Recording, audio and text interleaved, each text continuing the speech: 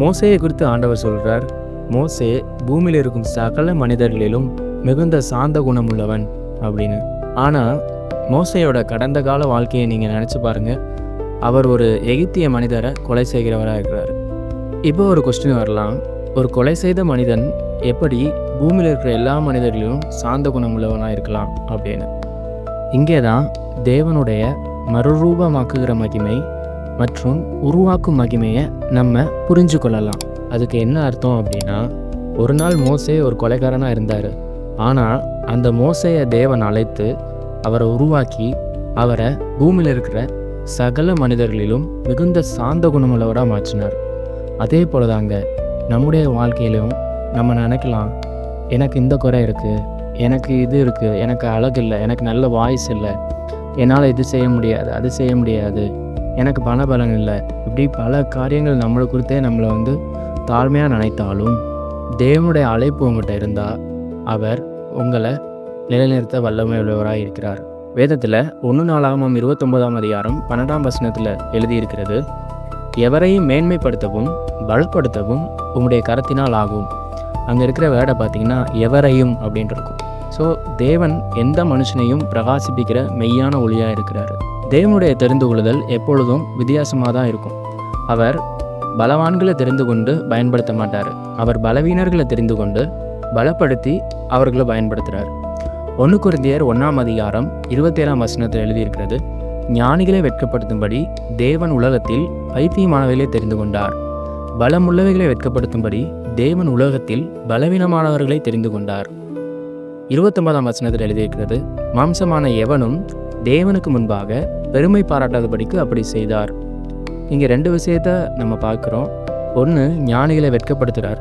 2வது, மாம்சமான எவனும் அவர் முன்பாக பெருமைப்படக்கூடாது. இதுக்காக தான் பிரியமானவர்களே தேவன் உலகத்தில் பலவீனமானவர்களை தேர்ந்தெடுத்து அவர்களை பலப்படுத்துகிறார். இன்றைக்கும் கூட தேவன் எப்படி மோசையை பலப்படுத்தினார், ஒரு கொலைக்காரனாக இருந்த மோசையை எப்படி பூமியில் இருக்கிற எல்லா மனுஷர்களும் மிகுந்த சாந்த குணமுள்ளவராக மாற்றினார் அப்படின்றத பார்க்கலாம். மோசே எகிப்தியன் இளவரசனாக இருக்கும்போது எபிரேய மனுஷன் ஒருவனை ஒரு எகிப்தியன் அடிக்கிறத பார்க்குறாரு. அதனால் மோசேக்கு ரொம்ப கோபம் வந்துடுது. அதனால் அந்த எகிப்தியனை அவர் வெட்டி போட்டு மண்ணில் புதைச்சி போட்டுறாரு. மோசே நினைக்கிறாரு இது யாருக்குமே தெரியாது அப்படின்னு. ஆனால் அடுத்த நாள்லேயே எல்லாருக்கும் தெரிஞ்சு போயிடுது. பார்வோனும் மோசையை எப்படியாவது கொல்லணும் அப்படின்னு அவர் பிளான் போட்டுட்ருக்காரு. அதனால் மோசே பயந்து போய் என்ன பண்ணுறாரு அப்படின்னா மீதியான் அப்படின்ற தேசத்துக்கு ஓடி போயிடுறாரு. இங்கே தாங்க மோசேக்கு ட்ரைனிங் பீரியடே ஸ்டார்ட் ஆகுது. அவர் 40 வருஷம் அந்த மீதியான் தேசத்தில் இருக்கிறாரு. அங்கே எத்திரோ அப்படின்றவரோட ஆடுகளை மேய்க்கிறாரு. அந்த ஆடுகளை பராமரிக்கிறதுக்கு, அதுகளை நடத்தி கொண்டு போகிறது, அதுங்களுக்கு உணவு கொடுக்கறது, அந்த ஆடுகளை மெயின்டைன் பண்ணுறது, இப்படிப்பட்ட காரியங்கள்லாம் அவர் கற்றுக்கிட்டு இருக்காரு. அதே மாதிரி கொஞ்ச நாள்லேயே அவருக்கு திருமணமும் நடக்குது. அவருக்கு ஆண்டவர் 2 பிள்ளைங்களை கொடுக்குறாரு. குடும்பத்தை எப்படி நடத்தணும், குடும்பத்தில் எப்படி பிள்ளைங்களை பார்த்துக்கணும், இப்படி எல்லா காரியத்துலேயும் அவர் ட்ரெயினை பார்க்குறாரு. ஒரு நாளில் தேவன் ஒரே பர்வதத்தில் மோசேக்கு முச்சடியில் தரிசனமாகிறாரு.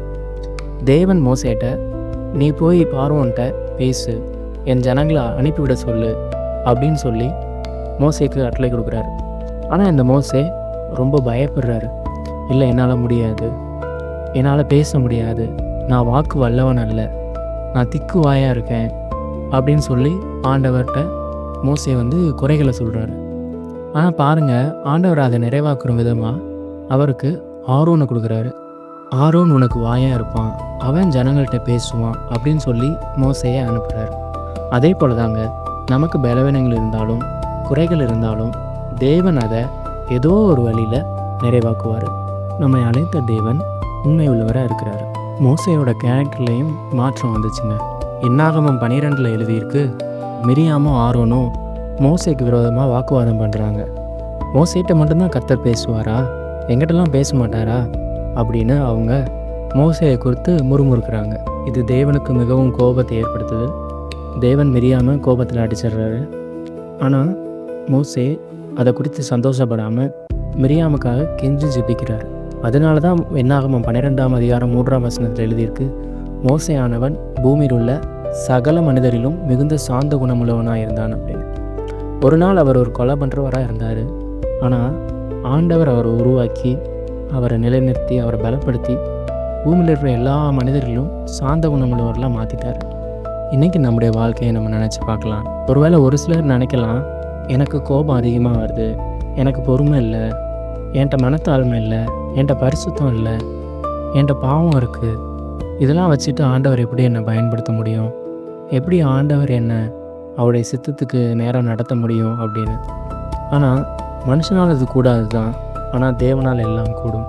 எப்படி மோசையை இவ்வளோ பலப்படுத்தின தேவன் நம்மளையும் பலப்படுத்த வல்லமை உள்ளவராக இருக்கிறார். இன்றைக்கு நம்ம அவருடைய கருத்தில் நம்மளை ஒப்பு கொடுத்தோம்னா அவர் நம்மளை உருவாக்குவார். ஒரு சிலர் நீங்கள் மோசையை மாதிரி வனாந்திர பாதையில் இருக்கலாம். எனக்கு மட்டும் இப்படி ஏன் நடக்குது, நான் மட்டும் ஏன் இப்படி சிறைப்பட்டு போயிருக்கேன், எனக்கு மட்டும் ஏன் இப்படிலாம் குறைகள் இருக்குது அப்படின்னு. இது எல்லாத்துக்கும் ஒரு நோக்கம் இருக்குது. வேதத்தில் எழுதியிருக்குது, அன்றியும் அவருடைய தீர்மானத்தின்படி அழைக்கப்பட்டு தேவனிடத்தில் அன்பு கூறுபவர்களுக்கு சகலமும் நன்மைக்கு எதுவாக நடக்கிறது. So everything under control. எல்லாவற்றையும் தேவன் பார்த்து கொண்டிருக்கிறார். உங்கள் வாழ்க்கையை அவர் அழகாக வடிவமைப்பார். ஒரு நாள் உங்களை உயர்த்துவார். கர்த்தர் தாமே இந்த வார்த்தைகளை ஆசீர்வதிப்பாராக. ஆமென்.